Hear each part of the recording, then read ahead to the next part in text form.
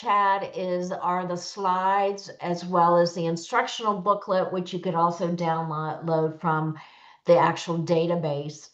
So welcome everyone once again. For some of you, like Carol Telly and Barbara, who's been around for a while, this is our I think first or second year of collecting this data.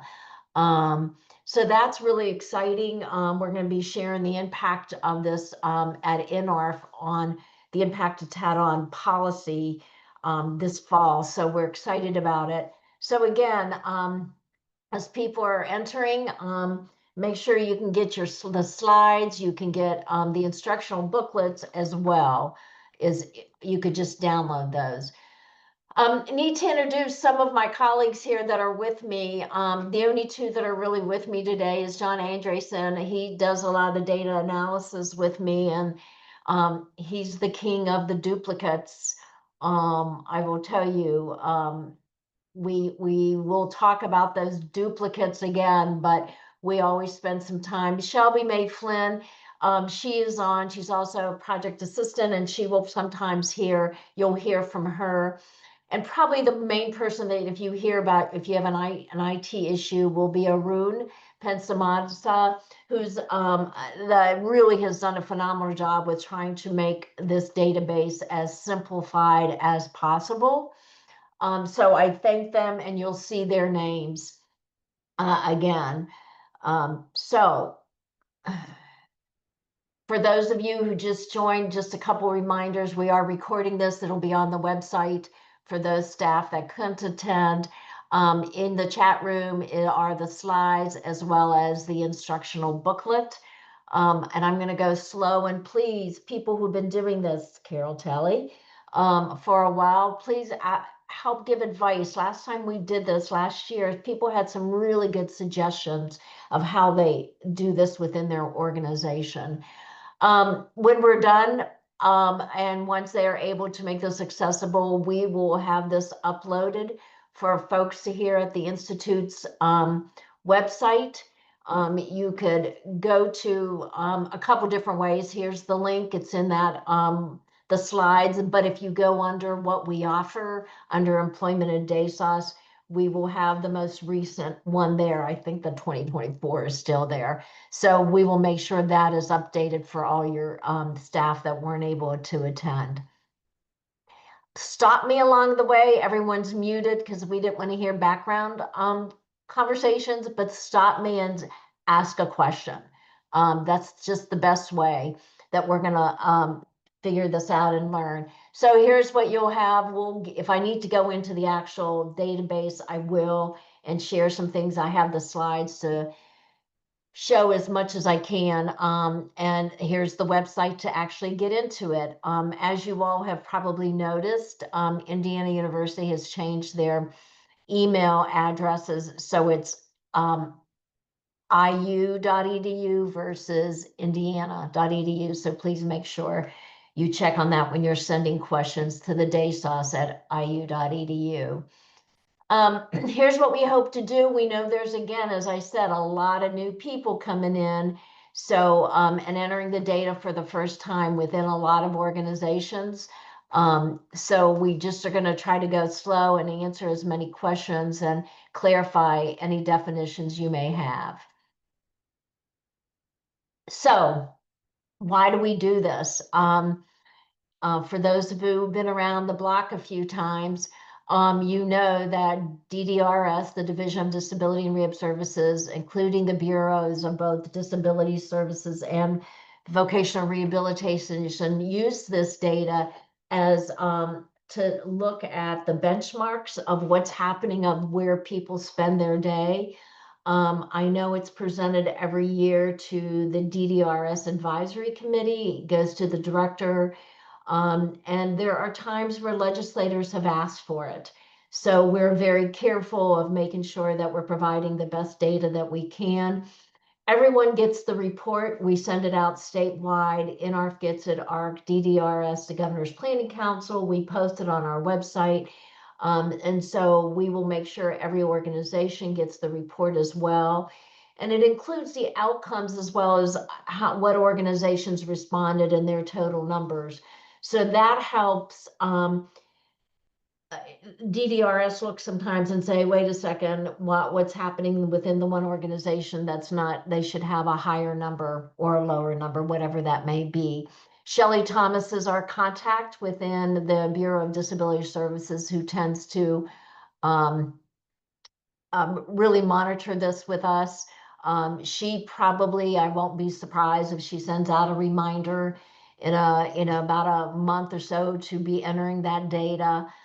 So they really look at the data. I will tell you that most recently, a couple of the staff, because they're looking at Medicaid waiver issues as well as some VR employment data. They were looking at people who have been really entered over the last couple of years. So it is really important for us to get this data as accurate as possible. So for those of you who are new, and I've gotten some emails. What happens is that every year we have to verify, and for the sake of it, we call it the DESOS manager, and that's many of you. You're the liaison between us and your organization, and you can identify who you want to be entering the data, but the CEO has to verify that yes, it is your name. And sometimes when we don't have your name, we just put the CEO in. So for some of you, I've already gotten some emails saying I can't get in, and it's usually because your CEO or executive director has not clicked that little button and said yes, it's you, or changed it to put the name it should be in. If that happens, just contact. Sometimes I know you guys get stuck with your CEO just not clicking it, and we could help you with that.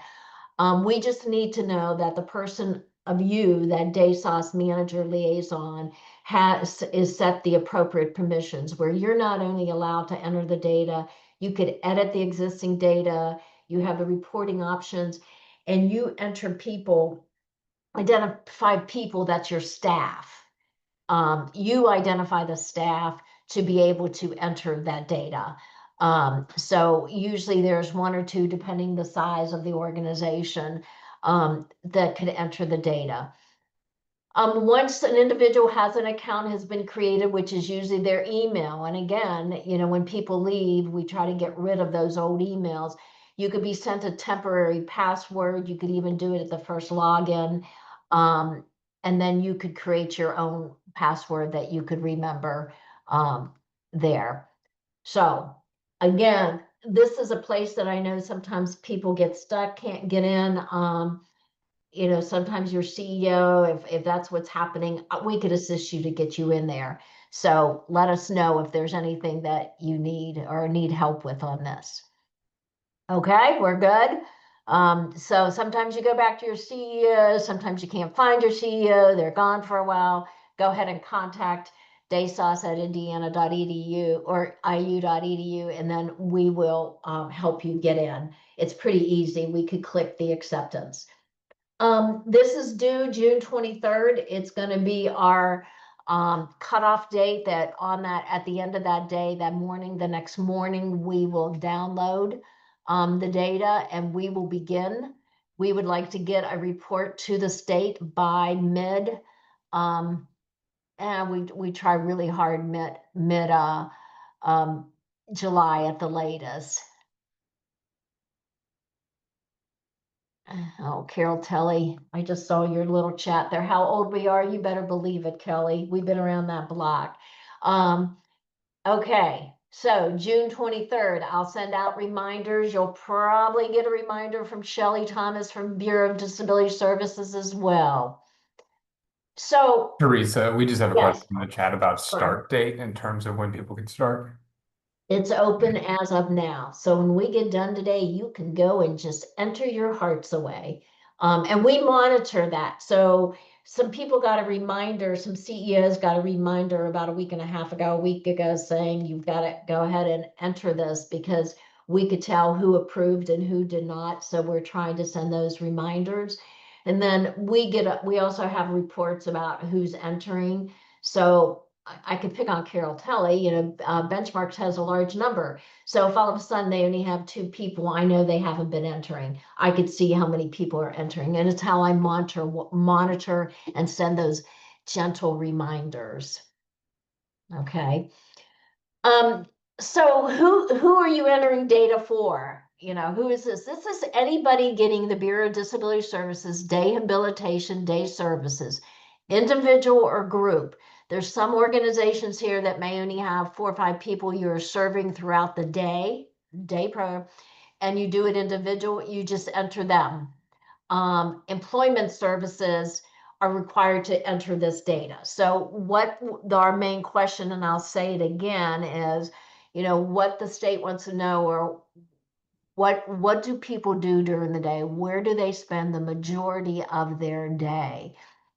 And what I've learned recently, you all, and it's a kudos to you all with this data who's been entering it and continue to enter this, is that it is only our only hard data of the state that we could really share with legislators to say, this is where the money's going, this is where we're spending our time. Okay, a few reminders, and we're going to go through each of these. On the homepage of the data system, the in.desos.us, and I can pull it up in a second, are the instructional page on the homepage and the actual survey in a paper format. And I don't know why we still do that, because I sure hope people aren't filling out paper forms. But every once in a while, I know that someone does that because they can't get access to a computer or something. So they fill them out and someone else is entering. Please make sure they have the instructional booklet with them because they understand what they're filling out. I'm going to show the slide, and if we need to go into the system, I will. You could sort through names by the roster list, by their names or their primary environment. So you could do, John Smith, or you could do also by, competitive employment, center-based, non-employment day programs, alternative to employment. You could sort through that. When you go into your system, the last reporting period comes up. So here's what's key, and I'm going to say it again in a minute. The last reporting period. So for benchmarks, they reported in 2024. So everybody they reported in 2024 is going to come up. But all of a sudden, there's Carol can't find, Joe Smith, and she can't figure out because she knows they've been serving them. She could click the button, and I'm going to show it, where it says do past reporting periods, and that data, his data may already be in there. I hope that makes sense. I'm going to show it to you. But what's going to come up is you're the last time your agency reported that roster list. So whatever that is, but if there's some people that are missing, you may want to click that because again, they may already be in the system and you could already save some time of entering all that information. There's logic to the questions. I'm going to show you in a minute that some areas are going to be graded out because obviously if you are out doing volunteer work, you're not going to have a pay. So there's questions that we do a logic to, that you don't have to respond to. The individual agency reports on where the individual spends their primary environment, their main environment during the day. We have a secondary, but where they spend the majority of that day. And then we're going to talk about, John, I mentioned earlier, was the king of trying to duplicate, to eliminate duplicates. And one of the things we learned was the majority of all the duplicates that we found were coming from the same agency. So, I kept thinking, oh, it's because two agencies are serving them, and that's not the case. So we think it's very, very important that everyone, again, who you're coordinating within your agency, that you all communicate with each other. So again, and I'm going to show it on a slide, sort through the roster list by name. And if you don't find somebody please go back into a previous reporting period because they may be in there. And if they're not, then you have to enter a new outcome. If the individual is served by two agencies, usually there's one that serves as the primary agency that will enter the data because that's where the person spends the majority of their day. So one example that I recently looked at was somebody is spending the majority of their time in a work center, and they work 1 hour a day, and somebody else is providing that employment services. So the agency where they spend the most of their hours will enter that data. And if they have the information on the secondary environment, they could enter it, or they could talk to the agency. Make sense?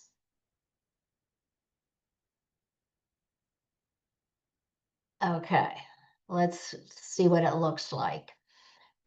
So this is our entering. So I mentioned that again, your email address, and again, you are the DESOS liaison.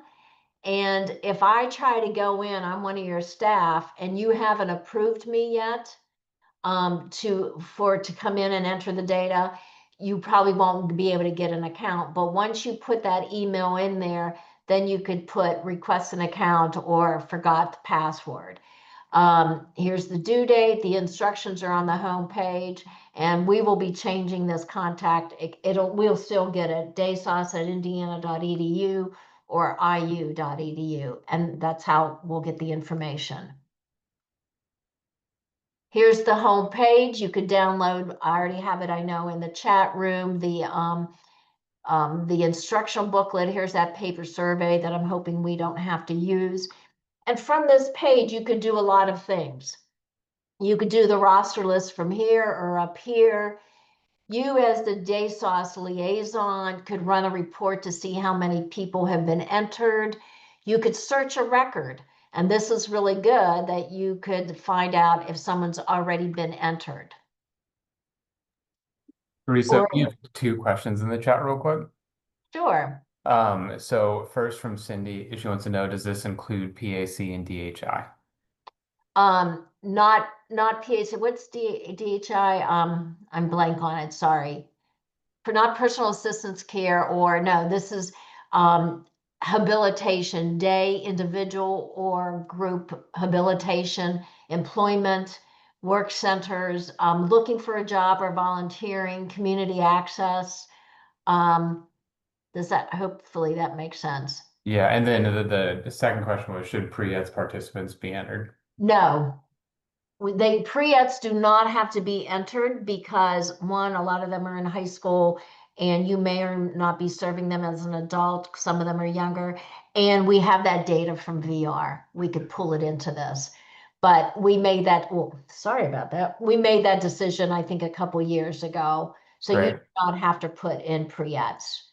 And then the last question here is there a PDF copy of the survey? And I believe that's that printable DESOS form, is that correct? Right here, right Yeah. here. You could do both printable, click here and click here, the survey.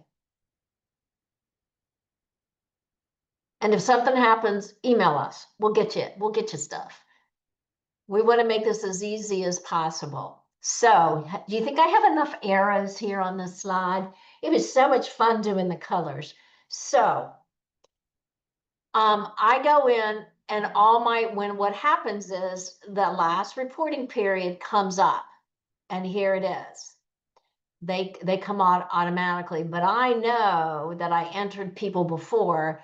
That's where you could click include previous reporting periods. Now, someone like Carol Telly that I keep teasing, but for benchmarks, they're going to have a lot of names, several hundreds of names. But you may even be able to search it, but you're going to have to probably click previous reporting periods. You could search by name. So if once you get that long list, if you do the names, they should be coming up alphabetical. And the primary environment. And this really is helpful for those that are, if you're having your day programs, non-employment day programs, enter data themselves and you want to monitor it, then they could just do by who they've entered by that primary environment. If you've got a brand new person, if test was a brand new person this year and they're not in the system, then you open a new record and outcome. It's a pretty intuitive system. But again, you could sort by the primary environment, the name, and if you know you've served this person and they didn't come up last year, you could do include previous reporting period, click the name and find them and just update it because their basic information will probably be there. Okay. Lots of arrows on this one. All right. Lisa, just confirming here for Cindy, we do not report on DayHab individual services. Yes, dehabilitation, individual or group. So we have some small organizations that serve individuals throughout the day individually. They take them out and about for different things, and they would report to them either as DayHab or they could report them as alternative to employment. And I'll show that definition in a minute. But you're the only agency serving them during the day. You're probably getting money through the waiver through DayHab. We call it non-employment day program. It was our only way to, it was the providers who did this. They're the ones who came up with this term years and years ago to distinguish between sheltered employment or facility-based and competitive employment. I should have quizzed Carol on that one. So here's something that's new this year. And I don't know, we're testing it out with you all. We'll see how it works. So if all of a sudden someone goes in and gets a name and starts changing stuff, we've seen duplicates of records. What's going to pop up on the screen will be from this year, just this year, last updated on the date. So if John was in and he went into, I have already entered the data on my name, Teresa Grassi, it's already in there. And John decides he's going to go in and he's going to update it. And he may be coming from a different program or not. This will come up. And so at that point, you will have to decide what's happening there. And that means, I know it's going to be a lot, but you guys are going to have to talk to each other, different programs. You're going to have to figure out if you can go through to look to see if that primary environment was facility-based or day program or competitive employment. And if not, and then let's say it was a facility-based, but they're working a couple hours, you could put that as that secondary environment. But this will come up if it's already been updated this year. Does that make sense? Just for this year.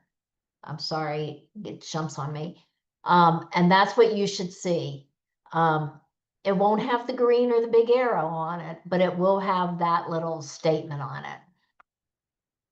We're really trying to reduce, John, I don't know if you could remember, but there was probably almost like 1,000 duplicates. And the majority of all came from the same agencies.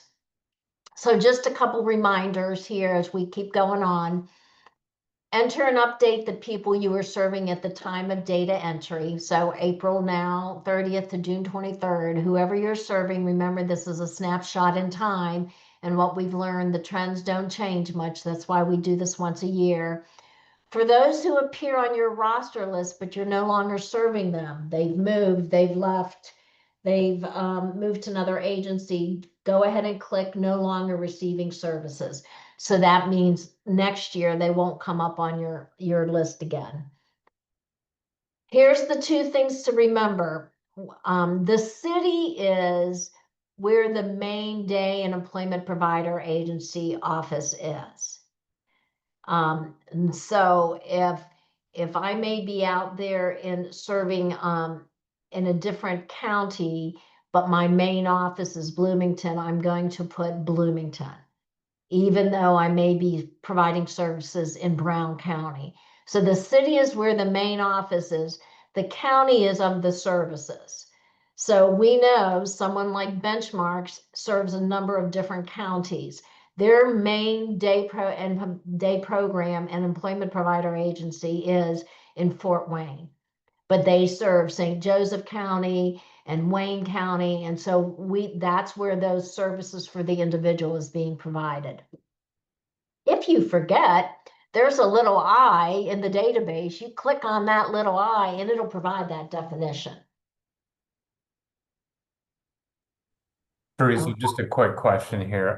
So we have oh, I just lost the question. Okay, so if we know, this is a question, is what if we know people will be starting in June, but they have the data input finished prior to the June 23rd deadline? Would you like them to go back in and insert that person? Absolutely. It's going to stay open until, I mean, we won't download everything until June 24th. So the last day at, 5 o'clock, midnight, whatever you feel like you want to work on the 23rd, you do that, then we will be downloading it.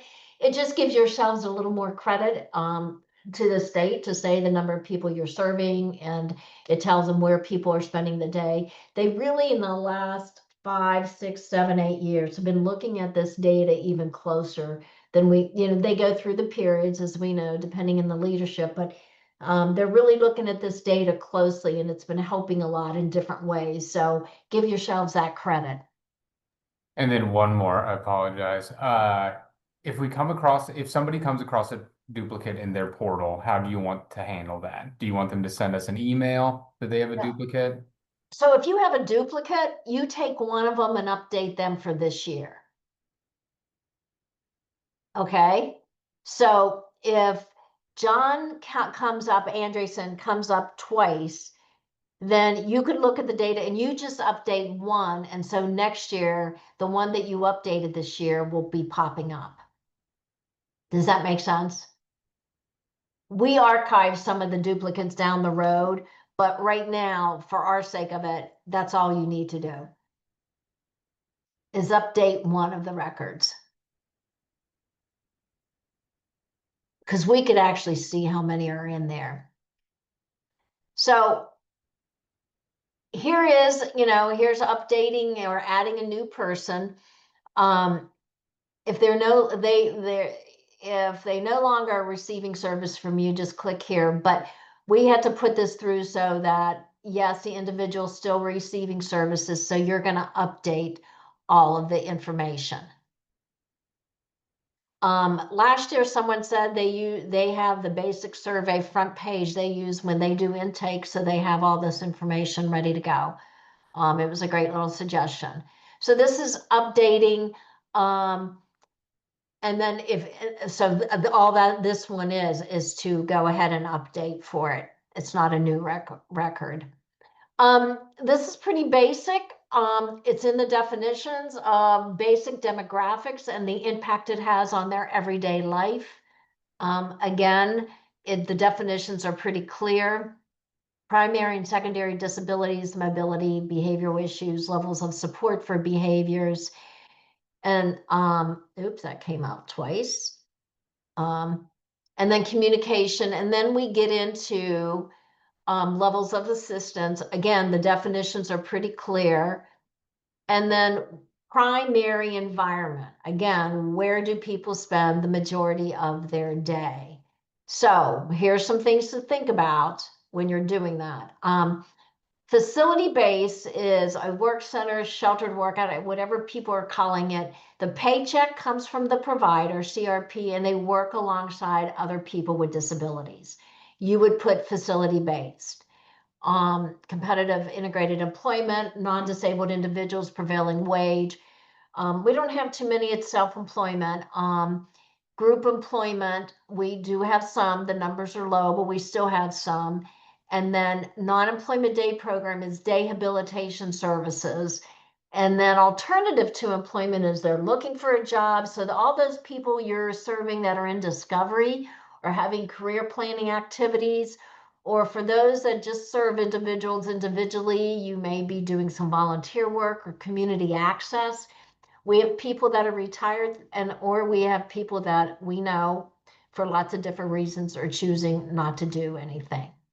Quick, Okay, is that quick, good quick questions? question on that. Yeah. So the question is, should we enter people who are not served in a day program, but have daytime residential staffing, which may be provided in the home or community? Should Yes. those be entered? So my guess is for those that actually people from the state were asking that. I think yes. I think what's happening if you're getting day habilitation Medicaid waiver dollars for that, and that's probably where that money's coming from, you probably would put this alternative to employment.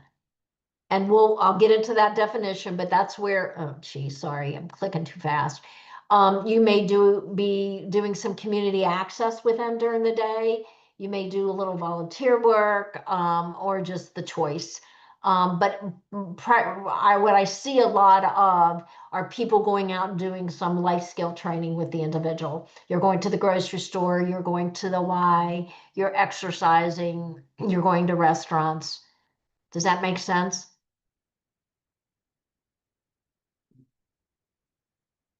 Okay. Keep them coming. These are great questions. I love them. So, We just got another one. You want to write now? sure. Yeah.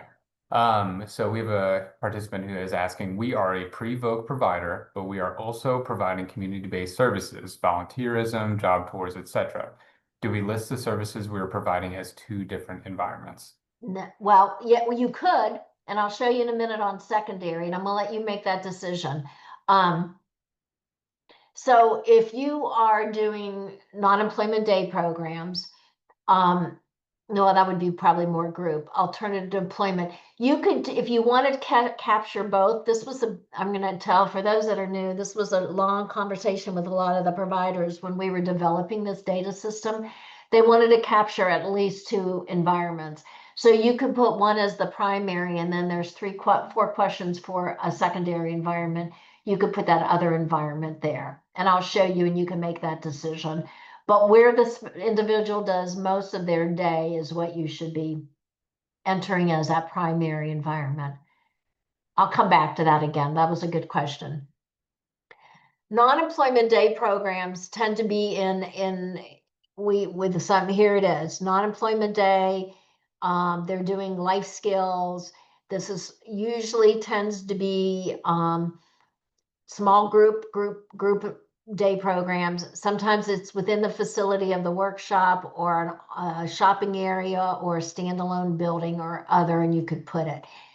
This is the logic questions. These are the only questions you answer. Everything will gray out. And then you could, as that question you ask, you could do the secondary environment for that if you want to do both.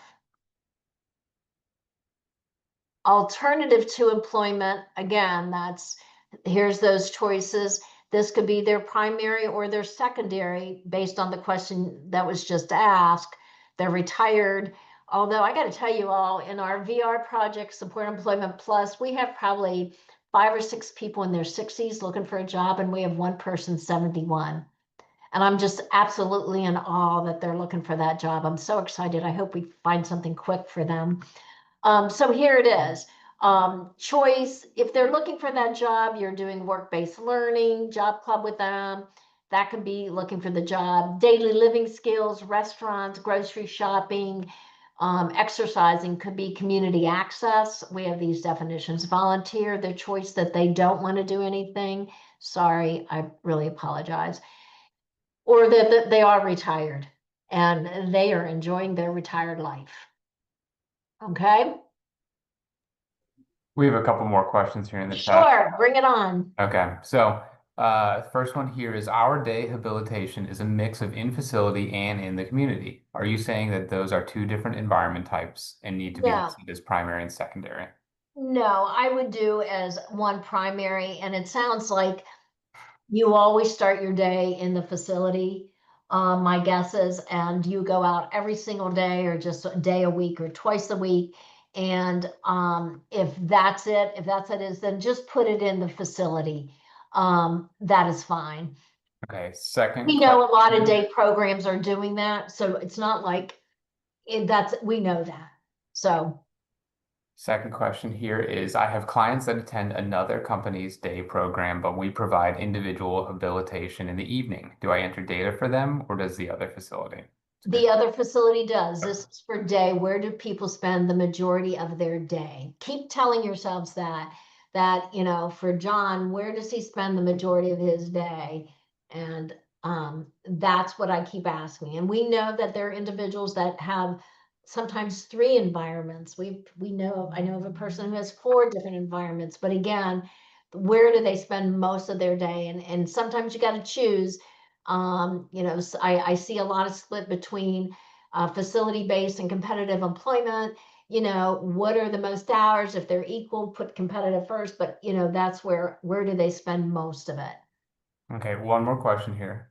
We recently transitioned our sheltered workshop to competitive employment. We plan to report on those who are receiving extended services, but will not report on those that are employed but not receiving waiver services. Is that correct? I can read that again if you'd like me to. Yeah, I do want you. Yes, you're going to report on all those. Can you Yeah, we recently transitioned our sheltered workshop to competitive employment. We plan to report on those who are receiving extended services, but will not report on those that are employed but not receiving waiver services. Is that correct? So, so you transitioned, are they still in the facility being paid above minimum wage? And if that's the case, that would be facility-based. We have facilities that are paying people 725 and higher. And that tells us that they're already moving that workshop too. But remember, for it to be competitive integrated employment, it must be working alongside people without disabilities. If the CRP is providing the paycheck and they're working alongside people with disability, that still would be facility based. Does that help? And it could be 2 environments, but I would have to maybe talk later about the individuals on that one. Okay, one little follow-up here. Follow might not be the right word, but we serve a handful of individuals under workplace assistance. Should they be included in reporting? No, no, because you're just going in doing some assisting with feeding or positioning and hygiene care, and so no, another provider's doing the employment piece. Okay, we're good for now. I'll keep them Those coming. are great questions. Thank you all. I'm very, very impressed. Excellent questions. This is pretty basic. If you don't know the start date of a new employer, just put NA, but this new employer piece number 3, we just want to see, we don't look at the data real close, but it's enough that we're trying to change. We're trying to take a look at that turnover, but who's referring, is the paycheck issued by, no paycheck, an employer meaning a for-profit or non-for-profit, not the rehab organization. Unless they're working alongside people without disabilities. But if they're working alongside people with disabilities, even if they're making above minimum wage, then that would be a facility-based, I am so sorry.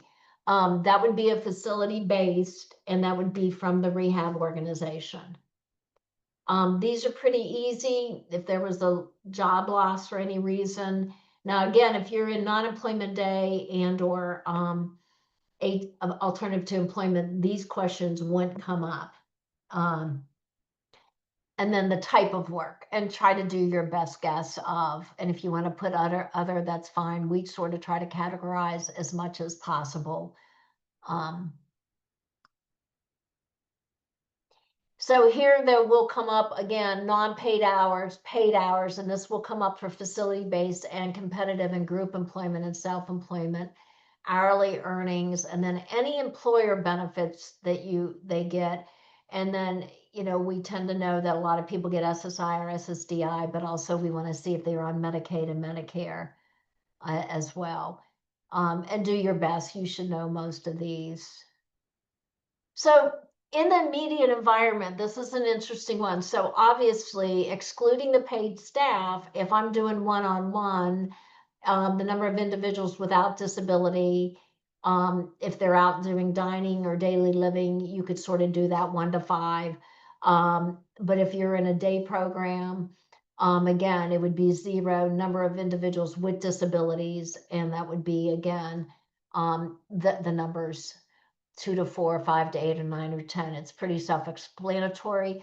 Social interactions, do they exchange greetings, a brief, or they engage, or rarely, if ever? We just are looking at some of that social interaction pieces. For those in competitive employment, this number 16 will come up in the hours of follow along. And the reasons for no longer receiving follow along. We are finding this, and this is something that we find very important, especially for both VR and the Medicaid waiver. We know that it's key, even if it's 1 to 4 hours a month, we know, but if people aren't getting it, then what is that reason? Living environment. This is important because it helps the state look at how do we change some of our policies around group homes to get more people out and about. So what's the living environment, type of transportation? And here's the key question here. Did anyone spend time in a secondary environment? If it's no, that's fine. They are spending all their time in non-employment day program or in a job. If they are, and this is what we do see a lot of, then we see maybe alternative to employment. We have someone in a workshop and we're going to take out this pre-employment transition services. Sorry, that was I don't know how I missed that. It's same as alternative. What are they doing? It could be if they're working in a job and then they go into the workshop for so many hours, and then non-paid hours and only for the facility and competitive employment and group employment with the typical hours a week for paid, and what's the hourly wage. And then you just submit your information. Are we good? I know that. Just got a quick Good, yeah, go question. ahead. Yeah. Okay, the first one here is just to clarify, we would only fill out for those that are only employment if they have no other services. The folks we serve for BDS and VR, but do not receive services elsewhere. We only support VR and BDS participants. Yes, you enter them. That's a good one. And we want to see anybody employment, and they're looking good for, what's happening across the state. So yes, please enter them. Okay, this is a good question and something that we should address here. It's sometimes I would check yes for secondary environment. However, the screen would not advance to next. What should we do? Huh. Reach out to us. So you know what I learned the other day on that? I want to make sure you've answered the questions. So go back to make sure they are. And then I would contact us, because that shouldn't be happening. What we find a lot of time when people can't get in or things are happening, they have to refresh, clear their browser in the cache, and this is how, or shut down, come back in. That doesn't happen too often. But if that is happening, give us that name, send us that name, and we'll go in and look. Next question here, and this is a good clarification. So the question is, so do we enter if they are receiving the main services from another agency or just the secondary part? Okay, that's a great question. Yes, it is. Thank you. And that's that one slide I had talked to the agency. So let me use Carol Telly again. If they're spending most of their time at Benchmark and they're doing whatever they're doing at Benchmark, and you see them a couple hours, so I would talk to Benchmark and say, can you enter this for a secondary environment? And if worse comes to worse, what I do is I link individuals here on the back end with duplicates, and then we can do some work in terms of hours that people are spending. So there are a couple ways about that. Sorry, Teresa. One more question here, unless somebody else throws us one, which is great. Please do continue to send us questions. The question is, so for people working for a service provider in the provider's building, paid at an hourly rate above minimum wage, the deciding factor in whether to list them as CIE or facility-based employment is whether there are people without disabilities working alongside them in the same role. Is that right? That is correct. That's a great, great question. Good Thank you for asking clarification. me that. Yeah. Because we have this question quite a bit with vocational rehabilitation. And what they would say if they would identify that as a CIE is it's on an individual basis. The key is for integration is working along other people without disabilities. Would other people without disabilities be working in that job? But it is that above the prevailing wage. Is that what they pay others in that similar kind of job? And are they working alongside people without disabilities? That is integration, yes. This is So we making see the some of data that. so much better. This is Yeah, we see that. We see a few of those where the provider has hired someone, like I know somebody in a custodial crew, and they're working alongside people without disabilities in custodial as part of the custodial crew, but the majority of those people are without disabilities. okay. I got another one for you, Teresa. Excuse me, let me just go, wait a second, Oh John. yeah, go ahead, go So ahead. in that case, and again, shoot those kind of examples to us. That would be the employer would be providing the paycheck, not the rehab. Okay, so if they are being paid as a competitive integrated employment, working alongside people without disabilities at a prevailing wage, then the employer, just like the employer pays you, that provider pays you. Is that clear as mud? We're getting some support in the chat on this question, but I'm going to have you answer it directly as well. So they're wanting some clarification. It sounds like we should only report those who are receiving extended services through the waiver if competitive employment is their primary environment, not those who are still in the VR process where they are not stabilized yet. I No, can read that again. you do all of them. So you may be in, you may be doing, if they're working and you're still in there, you know, John here still needs me coming in every day for a couple hours because he's not stable. He's still in a competitive job. VR didn't close you, but he's still in a competitive job and working. If he's getting a paycheck from that employer. Does that make sense? Is that good?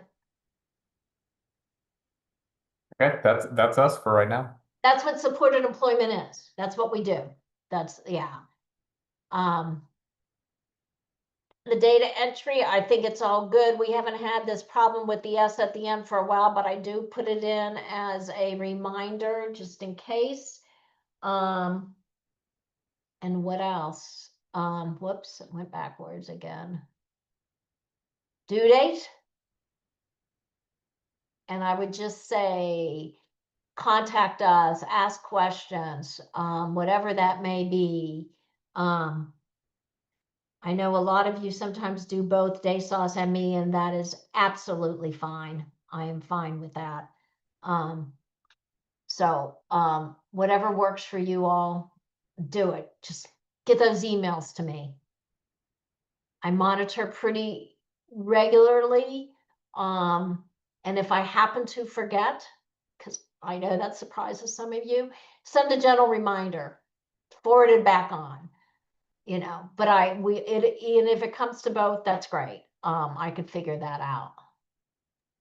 Other questions? Yeah, I've got a clarifying question for you, and then we can just leave it open to people talking. I might have missed some of the answers, so apologies on this one. But the question is, so if they are paid by the provider, who is their employer, and they receive no services during their work hours, how should that be listed? Oh, Barbara, this is like stump the chump. You know, you want to get me that question of, come on. I can see you there. I know, laugh.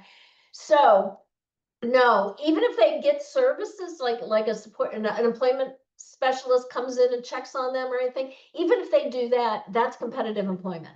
If they're working alongside people without disabilities doing that job, you all hired them to do that job. I'm going to just make it up as a receptionist, then you're paying them. Thank you. That was a great question. A couple more here. So when trying to get on the DASOS page, it says no verification information found. If you need further assistance, please contact dasos@indiana.edu and will not let me do anything. The Send me an expectation, just email. send an email to that email. Yeah, That Rox, I think what happens sometimes is the CEO doesn't click on it, or you miss the email and someone missed the email, whatever it is. And I can get in and I sometimes accept for, I know a number of the CEOs, and I'm like, Carol Telly was one of them. I knew her CEO wouldn't get to it for a while, so I went ahead and I just said, you're in.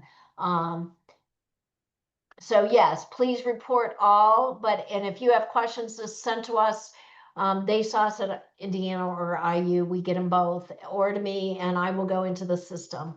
So yes. Anybody you're receiving employment services for, that'd be great. That's a big.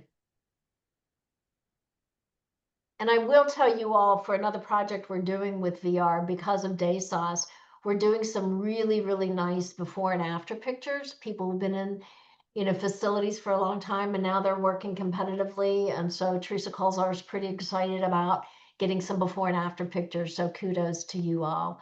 So VR is pretty excited about that. And we're one of the few states that have really had this kind of data. So that's really nice.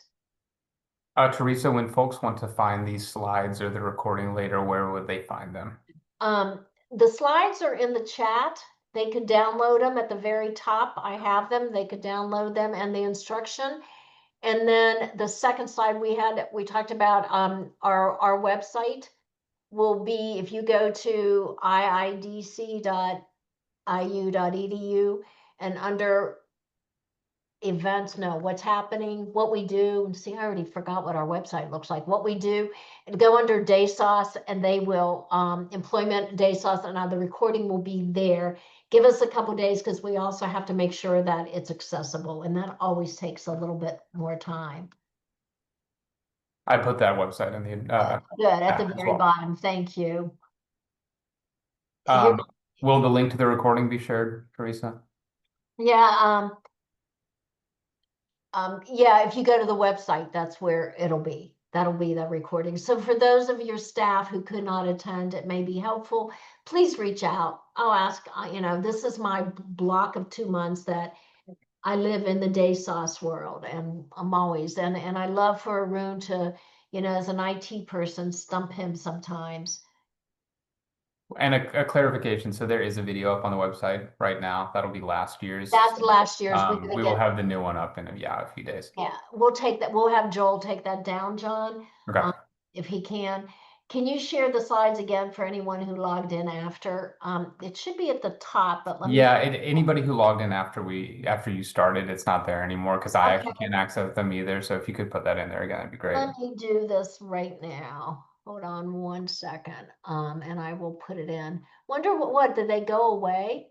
I think it's just if anybody logs in after it's been put in the chat, it just doesn't show up for them. So yeah, there it is. Great. Okay. Do you want the instructional booklet too? It's on the website, the DESOS, but let me go ahead and do that as well. Wonder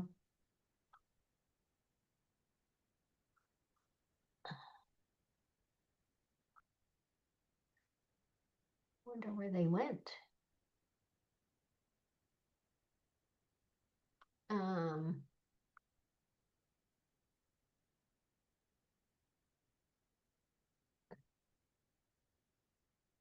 Here it is.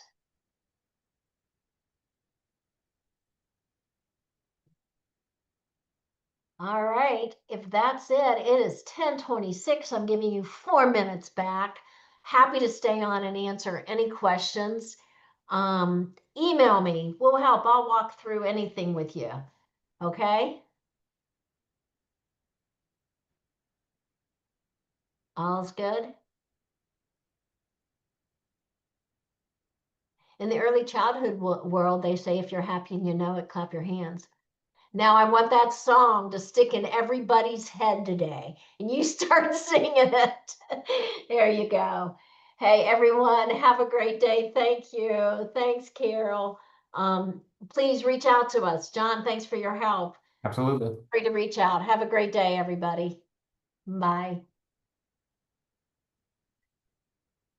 And John, I think we could stop the recording. Sounds good.